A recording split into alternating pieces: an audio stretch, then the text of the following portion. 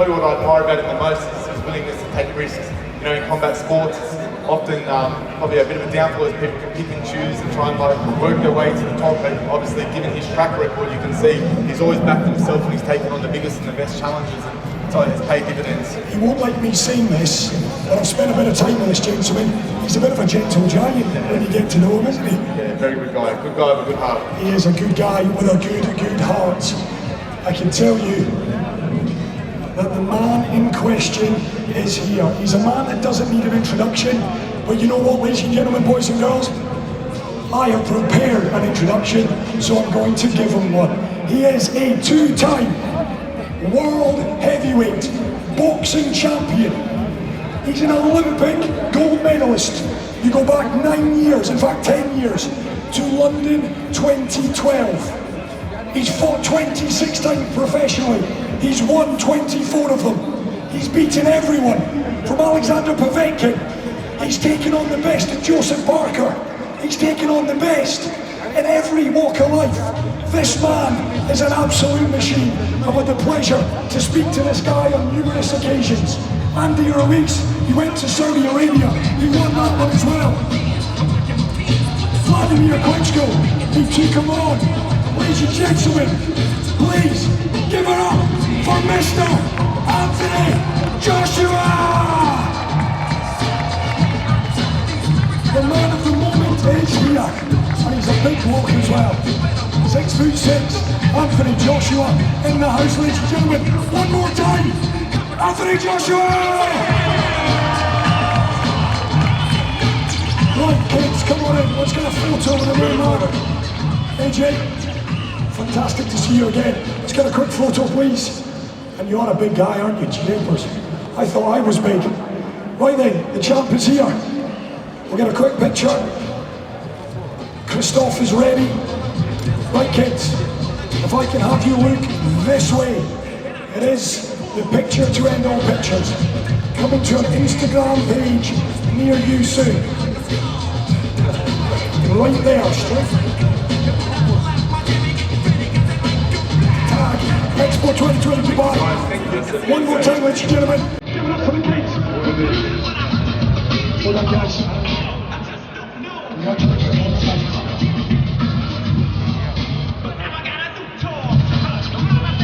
Well done, guys. Make your way off the stage. Thank you so much. Right, guys. Well done. One more time, guys. The UAE Boxing Federation, big thanks to them. And here we go. Wow, the main man. It's Anthony Joshua, ladies and gentlemen. AJ, you're in Dubai. You're at Expo 2020 Dubai. Amazing. How is everyone today? Good? That's what we like. I'm feeling good. I'm happy to be here as well. You're looking great. That smile of yours, the $1 million smile. What have you made of Expo? This is pretty impressive, right? Phenomenal. In the time frame that has been done, the regulations that have been put in place to make sure everyone's safe, especially with COVID and stuff. I feel safe, I feel comfortable, and I'm happy to be here. I need to see the full experience. I'm yet to see the full experience. I'm coming back tomorrow again, and I'll give you a private update on how that goes. Good, okay. What about this reception, AJ? I mean, listen, you're popular, I know, wherever you go, but to see a couple of thousand people here for you today. Yes, people, I hope you're well. It was good coming up from the ground. I felt like I was coming up for a fight, maybe one day. But it was a lovely reception. DJ's good, crowd's good, weather's nice. Could be a bit better. No stress at all, everything's perfect. You are Mr. Relaxed, and listen, we've got loads of questions for you over the course of the next 15-20 minutes. I've already been talking to Sean about you, and it's mutual, right? You're a big fan of Sean, you've known Sean for a while? Yes, correct. We've had some few conversations, and now we're going to link up now and ask some questions together and just talk everything sports. Well, listen, the motto here at Expo 2020 is connecting minds, creating the future, and I want to start there because the future for boxing, Anthony, I mean, you're in it, you live it, you breathe it. What is the next 5-10 years looking like for boxing? For boxing as a whole sport? As a whole. I don't know. You back on top? I don't know what's going to happen. Boxing is tough.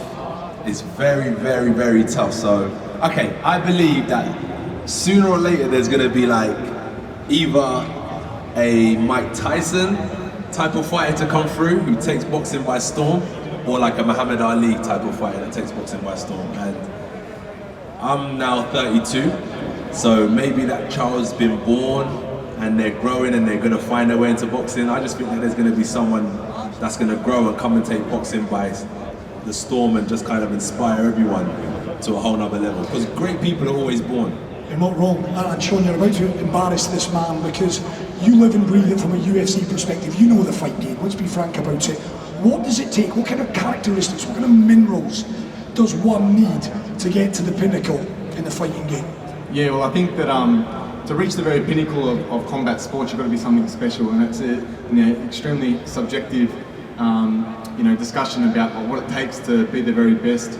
I think for myself personally, it comes down to three key categories and three areas. I think that you look at, they have to be, in today's times, you have to be athletic, whether it's, you're being gifted genetically with a bit of a head start, but you have to have that, that power, that speed, that endurance. You have to work hard to try and achieve that. Also, you have to have that, mentality as well. People, I think they underestimate what it takes to go and perform under the bright lights. You're out there and it's not a game where you get rewarded for trying hard. It's very much, you win, it's great, it's unbelievable, but obviously when you don't, it's the other side of the coin.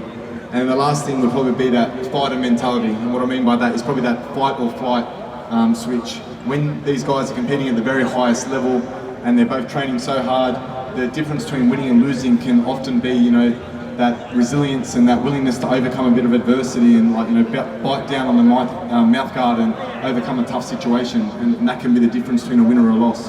Let's talk, if we can, Anthony, about your upbringing. I know we've spoken in the past about it. Sacrifices were made by your family, sacrifices made by yourself as well. How important has that been on your journey to the top of your chosen profession? So talking about sacrifices, I feel I definitely make sacrifices, but all the sacrifices are at my own will. No one's telling me to do anything I don't want to do, because I'll be living their dream. I've got to want to do it myself. So luckily, I feel the discipline and all that type of boring stuff, discipline, focus, is based upon my own decisions. So I don't see it as a sacrifice sometimes. I just see it as something that needs to be done. And I feel like, God's blessed me, and I've just used this position when I found boxing to its best capability, and it's just a blessing. No sacrifice, no issues, it's a blessing, I love it. It's no stress at all for me. What about the future? We talked a little bit about boxing, and you've said that you feel that there is perhaps a Muhammad Ali, another Mike Tyson. What about you? How does 2022 look for Anthony Joshua? 2022, so I've been boxing now since I started boxing at 18 years old, and I had my first fight when I was 19 years old. And then it's just been kind of elite level since then. Like my face, my body's been beaten up. I've been in tough fights back to back. And I'm a loyal character. I believe loyalty is important. So I've been based in Sheffield, and I had a good chat with my coach, and I want to try some new things. I want to try a new environment. Maybe I can do a training camp in Dubai. Maybe I can do a training camp in Africa, in America. Just a new environment to get inspired again and to take the heavyweight division by storm. So that's what 2022 holds for me, is revamping, reorganizing, new environment, and staying at the top, because I think you guys asked, what does it take to get to the top? That's the easy part. Staying there, yeah? That's the hustle. So staying there now is a whole nother category. And we're not talking about staying there for a year or two. If you want to stay there for 5 years, 10 years, it takes a lot of that's when the sacrifice happens and stuff like that. So now is probably the time in my career where when I get back home, I've got to put in some real work and make sacrifices. But it's all good. I feel like everything will make sense in the long run. So as it stands now, new environment, work with some good coaches, and just go to war and win. It's a warrior's mindset. We've all seen you on the helipad at the Burj Al Arab. Yeah, that was fun. It was incredible. I remember we spoke, I think the following day after that, and we spoke then about your dream of one day fighting here in Dubai. You've been to Saudi Arabia, you've been to the Kingdom of Saudi Arabia. Realistically, AJ, do you see a fight, you in Dubai, in the distant future? Why not? Does everyone love boxing? Yeah, You know, it's the people that want to come out and see a fight. So for me, I always like to bring through like the next generation as well. So a boxing match, I never kind of take full credit for myself. We make sure we put on a spectacle. So we give people a good undercard, and the undercard is based on maybe we offer people 10 fights that evening. Maybe it can be all heavyweights, all big power punchers, because the fans love knockouts and stuff like that. So a fight in Dubai would be spectacle, would be spectacular, but it won't just be about me. We'll make sure that we put on an amazing event. Like even a boxing ring in here, anything like that. Boxing's a sport I love because you don't need much. A good coach, pair of trainers, boxing glove. When I first turned professional, I was training in my promoter's back garden. We didn't have a gym, and that was a hustle, and that's what I love about boxing. So boxing can be done anywhere, it's just how big you want to scale it. Sean, I think AJ's touched on something interesting about changing your environment in order to keep the juices flowing, in order to keep yourself hustling and hungry. How important is that? How difficult is that as you as a coach to say to a fighter, we might need to mix this up in order to keep you at the very top? Yeah, I think it's a really good thing what you said, that change is obviously a good thing, and change is often linked with innovation, and there can be no innovation without a little bit of change. So I think it's extremely important to be trying to keep things fresh. I think that comes back down to the athlete and the fighter, and the only way that really works is if they've got that little willingness to be a little bit humble and to take on board a little bit of feedback and look to make those changes.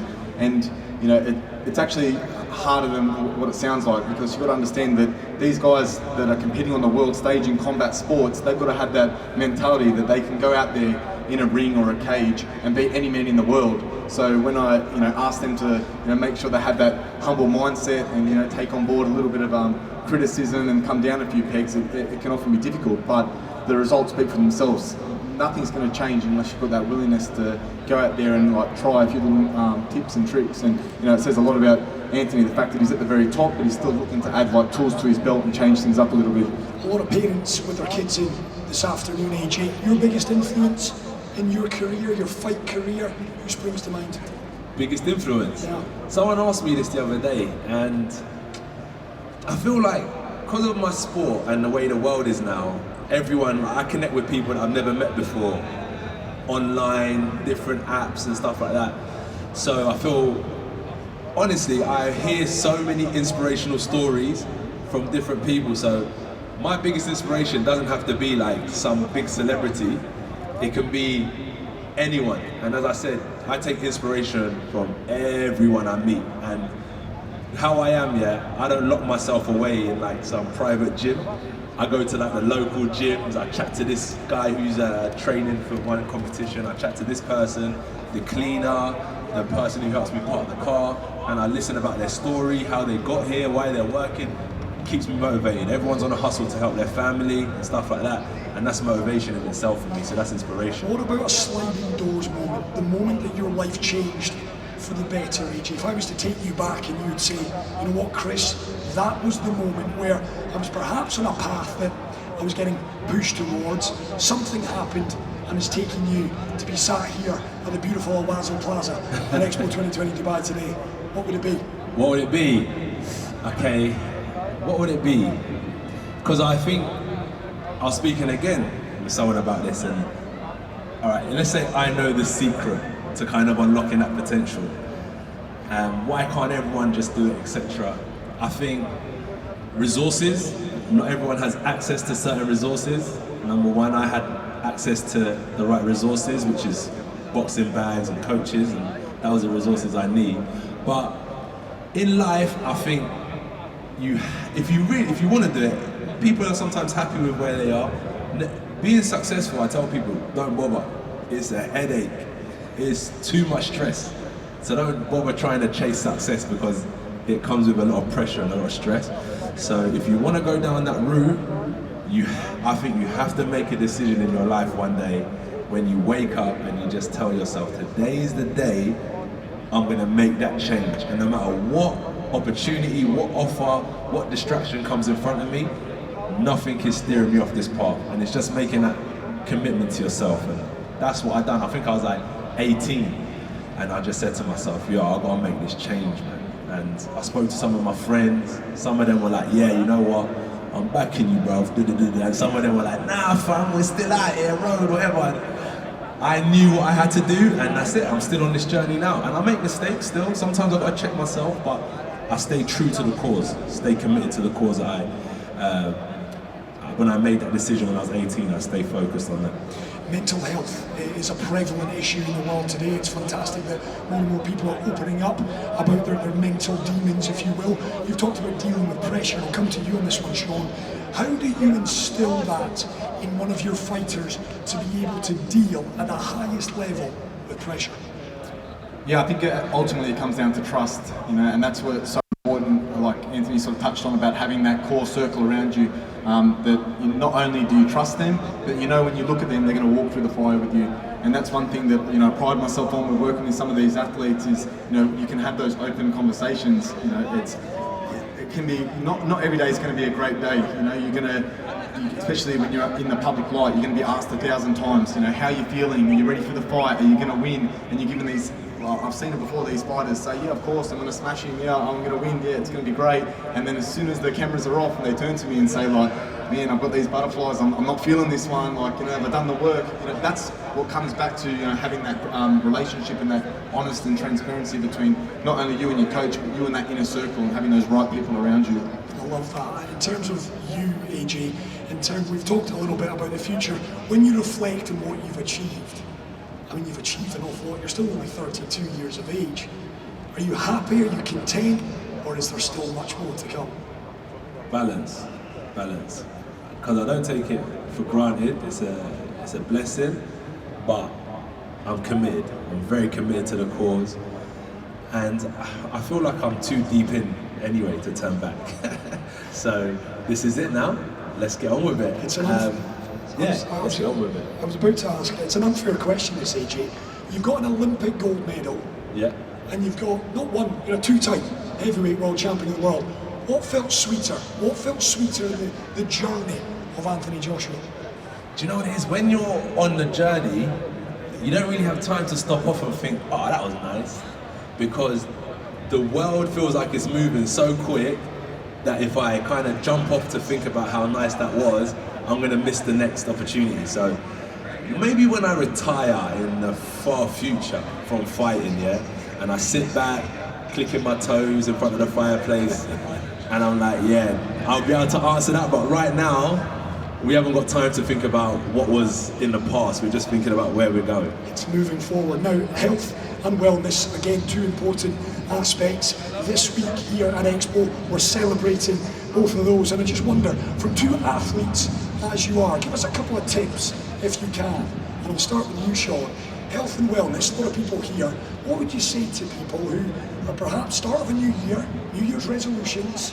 What should they be doing in order to feel a little bit lighter on their feet?